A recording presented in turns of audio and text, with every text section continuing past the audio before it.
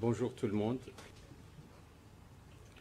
Donc après ce qu'on vient d'entendre, c'est de très bonnes choses, mais les images étaient atroces. Et je ne peux également que demander à tout le monde une minute de silence suite à l'accident tragique d'hier qui a coûté la vie à plus de 44 personnes innocentes.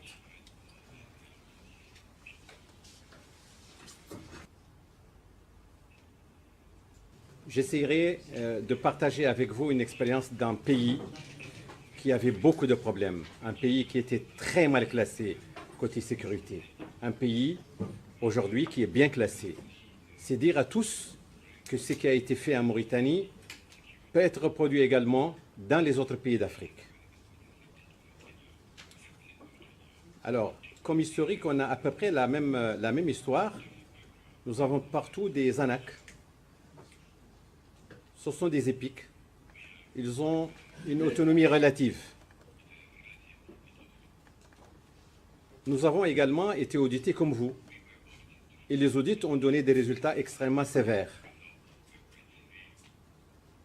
Nous avons eu des compagnies qui ont disparu comme les vôtres, comme la plupart des compagnies africaines.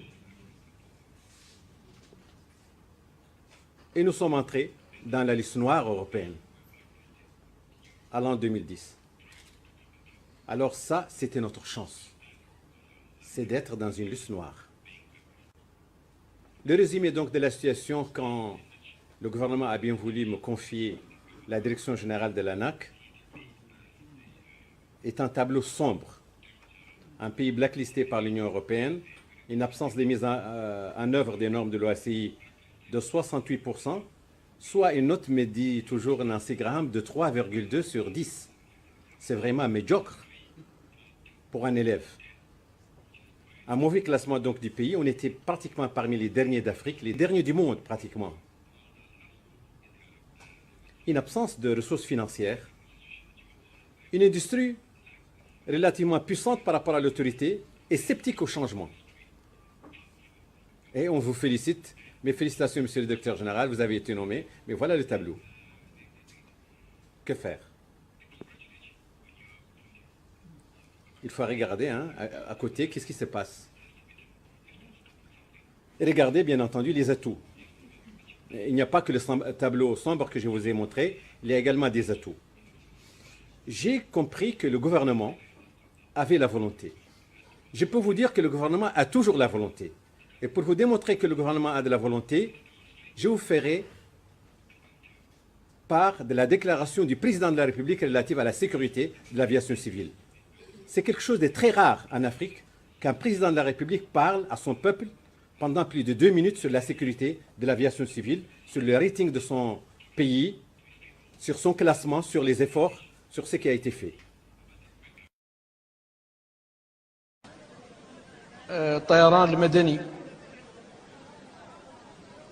التحكم في المجال الجوي، لأن كنا تابعين لدولة ثانية، ما كنا متحكمين في جونا، بعدنا متحكمين في جونا لأول مرة، وتكوين طواقم موريتانية لتسيير جونا رغم اللي ما كان خارق، تشييد مطار نواكشوط الدولي جديد بمواصفات عالمية،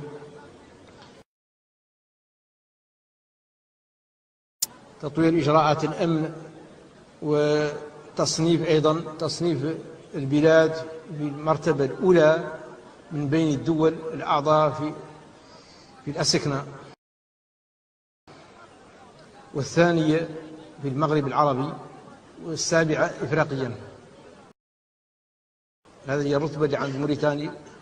إن كنا على اللائحة السوداء سابق السنة الماضية، بجهد العمل اللي قامت به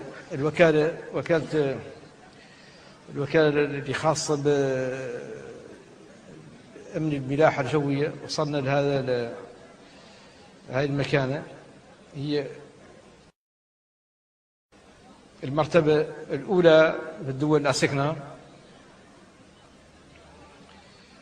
والثانية في المغرب، المرتبة الثانية في المغرب العربي، والسابعة إفريقيا. نحن رانا جايين من اللائحة السوداء هي اللي رأينا فيها البلد.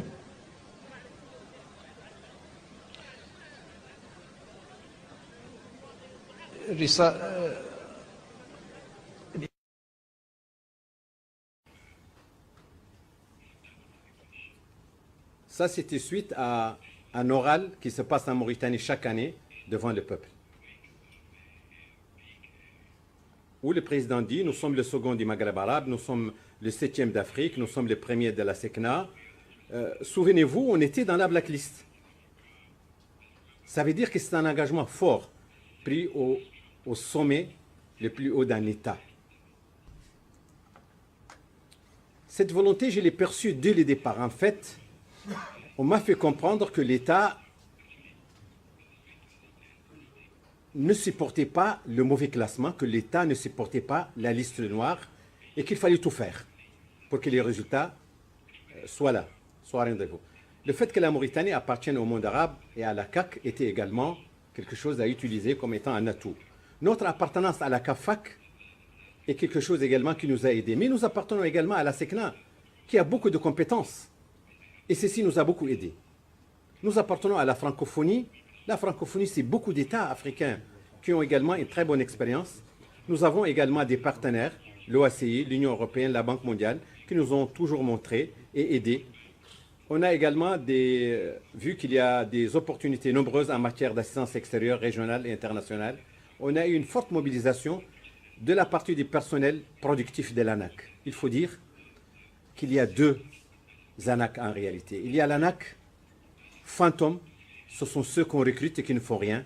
Et il y a l'ANAC productrice, ce sont les inspecteurs, les techniciens, ceux qui bossent.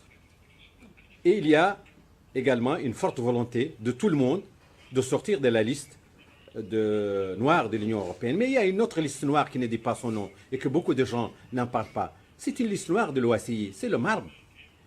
Mais quand vous êtes dans le marbre, en fait, on vous a dit que vous êtes dans une liste noire, mais on ne vous l'a pas dit. Donc la Mauritanie était bien dans cette liste également.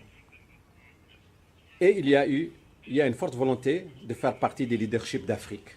Nous sommes entre le monde arabe et le monde africain, et on peut dire qu'on a le droit d'être leadership parce qu'on appartient déjà à deux mondes. Et quand on a 200, ce qu'on doit être meilleur que les autres. Et il y a d'autres opportunités également qu'il fallait saisir. Le rapport d'audit de l'OACI. Voilà une mine d'informations extrêmement importante si l'on veut résoudre ces problèmes. Il faut les lire au moins 25 fois, comprendre tout ce qui est dedans et étaler un plan d'action y afférent. Il y a l'expertise et l'assistance du bureau régional de Dakar qui nous a beaucoup aidés, une opportunité qui nous a été tendue et qu'on a prise. Il y a l'expertise de l'IASA, également européenne, que nous avons prise. Il y a également le COSCAP et il y a des compétences individuelles qui étaient sénégalaises, qui étaient gabonaises, qui étaient togolaises et qui étaient arabes du Maroc, d'Espagne. Et il y a eu l'existence d'outils d'aide à la décision extrêmement importants tels que l'ISTAR et la bibliothèque numérique de l'OACI. Voilà globalement ce qui pouvait aider la Mauritanie à sortir de ces problèmes. Alors tout de suite, il fallait faire une vision. Comme l'a dit tout à l'heure M. Mesfin, il faut avoir une vision qui colle avec la vision de l'Afrique. La Mauritanie, là, notre vision, c'est d'avoir une aviation civile mauritanienne sûre, performante et au service du citoyen. Et après la vision, il faut se fixer un certain nombre d'objectifs. Il ne faut pas en avoir 20. On s'est arrêté à 5 objectifs. Réussir notre audit IFSM, on en a fait 2 en 2012. Assurer la sécurité et la sûreté des opérations de l'aviation civile. Se certifier ISO 9000 en version 2000 parce que c'est grâce à ça qu'on va asseoir un socle organisationnel. Sortir la Mauritanie de la liste noire. Tout le monde va y adhérer et faire partie des leaderships. Personne ne veut être la brebis galeuse d'un continent.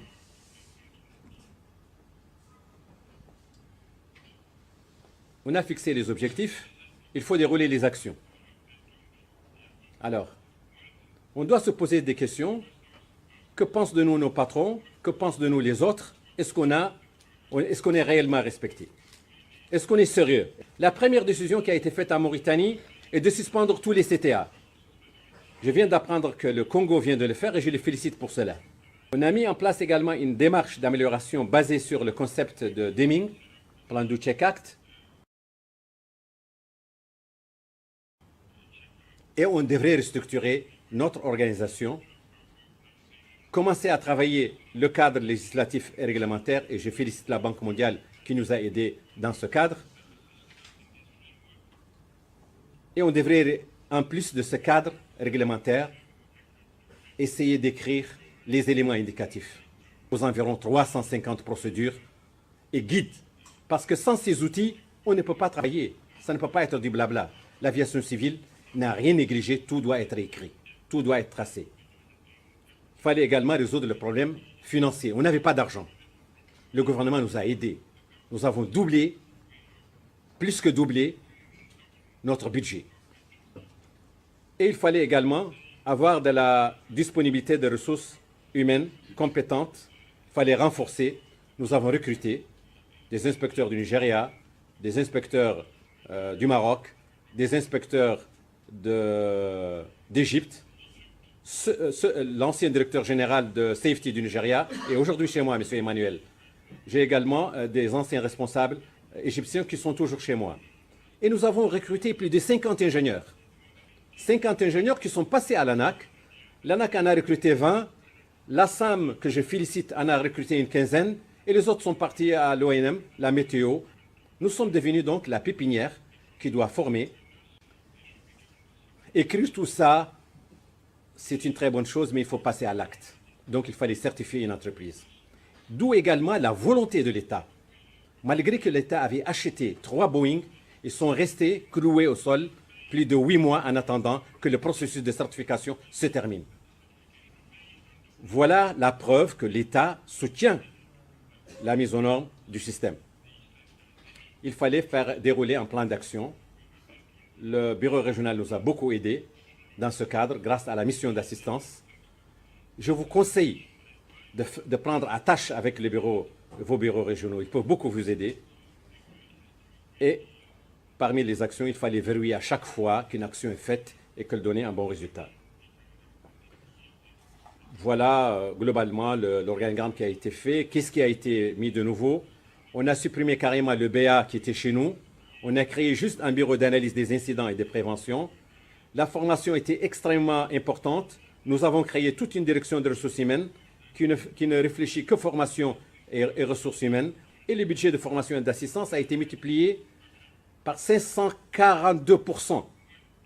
C'est dire qu'on ne dépensait absolument rien. Et en matière de formation. Il n'y a pas un séminaire dans la sous-région où la Mauritanie n'a pas été présente par 4, 5 représentants. Voilà un tirage pris du portal ICAO qui montre la Mauritanie première du Maghreb arabe, première de l'Afrique francophone, première de la SECNA, première, quatrième d'Afrique. En 2014, il faut également se fixer les objectifs. On cherche à avoir 14%, parce qu'on veut être parmi les 2 premiers. On veut améliorer de manière continue notre système. On veut certifier ISO 9001, notre météo. On veut la certification de l'aéroport de Nouakchott. Maï s'est déjà lancé dans l'IOSA pour être certifié en 2014, le deadline étant 2015. Et l'amélioration sensible du niveau de mise en œuvre du SMS et CC. On sait qu'on ne peut pas faire une implémentation totale dans les délais requis de 2015, mais le système sera à peu près mûr. Et on doit jouer un rôle extrêmement important dans le cadre du RASC-AFI. C'est pourquoi la Mauritanie a déjà contacté 2 pays, le Gabon et les îles Comores, pour leur dire que nous allons partager avec eux exactement ce que nous avons fait pour les sortir de la liste ARB. S'il n'y avait pas de partenariat, je n'aurais jamais été là pour faire ce cours. Il y a eu, pour faire plutôt ces speeches, il y a eu l'OACI d'abord, le Seigneur, tout honneur. Il y a eu également l'Europe, l'IASA, la DGAC française, le BA, avec qui on a signé. Ce n'est pas la peine de créer un BA dans un pays si on sait qu'on n'a pas de ressources. Il faut sous-traiter. Nous attendons un BA fort africain pour le sous-traiter, mais en attendant, nous allons sous-traiter avec cette activité pour les BA français. Il y a l'ENAC de Paris, il y a également nos frères arabes, la CAFAC, les GISAVIA, la CI, la Banque mondiale, l'Union africaine et le Bureau Veritas. Nous avons 2 engagements. Tout mettre en œuvre pour participer efficacement à l'atteinte des objectifs d'Afrique fixés à Abuja, transformer notre vision en une réalité, une aviation civile mauritanienne sûre, performante et au service du citoyen. Je vous remercie.